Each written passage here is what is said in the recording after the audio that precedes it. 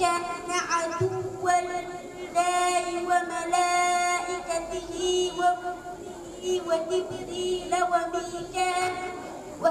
وجبريل وميكال فإن الله عدو للكافرين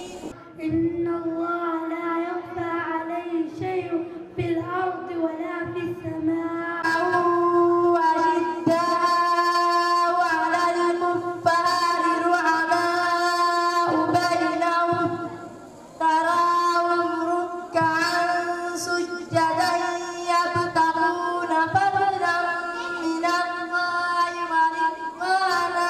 waa qayb ka mid ah bandhigii ardayda maanta ka qalin jibisay dugsiga xifdinta quraanka kariimka ee Ummul Qura isla mar ahaantaana xafladoodu ay ka dhacday xarunta dugsiga oo ku taala degmada Dharkiinle ee gobolka Banaadir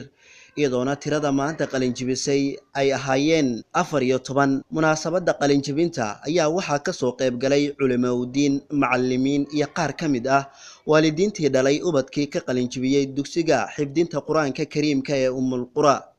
ugu horeen waxaa madasha munaasabada ka hadlay qaar ka mid ah waalidiintii ka soo qayb galay xafladda iyagoona u mahadceliyay barayaasha dugsiga xifdinta quraanka kariimka ee Ummul Qura sida ay ubadkoodu ugu soo dadaaleen ilaa iyo heer gabagabo gabadha ugu jeclaa ilmaha qalin jibinayso waa gabar aan ka jeclahay markaan dhaho inta caruur aan dhalay maxaa yeelay waa gabar oo aan ku kalsoonahay dhinac walba uu kalsoonahay يعني وحنا جعلها أنا أهبي مع الآذني مع عبد الله ونقطة معلمات يعني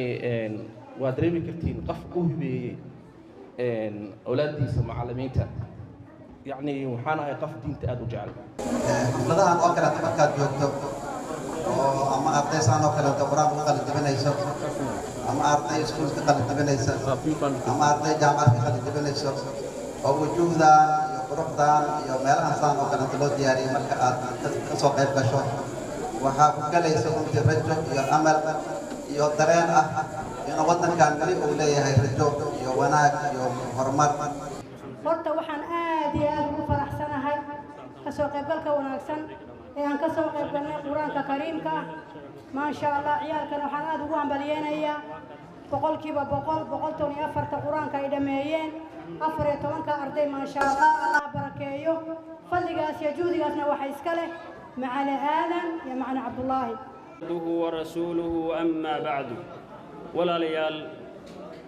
Allah subhanahu wa ta'ala ayaa mahado dhan u sugnaatay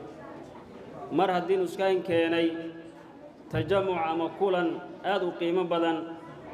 oo lagu weyneynaya kitaabkii Allah tabaaraka wa ta'ala ruuhantii kitaabkan Ilaahay baa weyneeyay wuuna weyn yahay dadka muslimiinta agtoodana uu ku weyn yahay ugu dambeyn madasha munaasabada ayaa waxaa ka hadlay qaar ka mid ah barayaasha dugsiga xifdinta quraanka kariimka ustaad aadan xuseen iyo macallin Cabdillaahi iyagoona ku booriyay ardaydii dhameysatay quraanka kariimka in ay sii wataan ilaa ay ka gaaraan heer xifdin insha Allah ta'ala كما كان هرديت وهايا قدمت إن هذا القرآن مراجعة يوم عدي إن شاء الله تعالى ناس تقدرنا إن لغة الدلالة مسؤولين على كلام سارة وللمسؤولين سارة إن والله إن شاء الله تعالى أنا ودلالنا إن الدلاشي إن شاء الله تعالى الناس القرصية يعني من عندها وحالهم بالله سدح قف أو أرضية أفر قف أم بالشن كما بدنين أفر قف يا هاين أم سدح أم بأفر الشن مش أسمع بلاونه مش أبير سدح أم بأفر شن ترى لا أسمع بلاونه أنا مع عبد الله ينصرني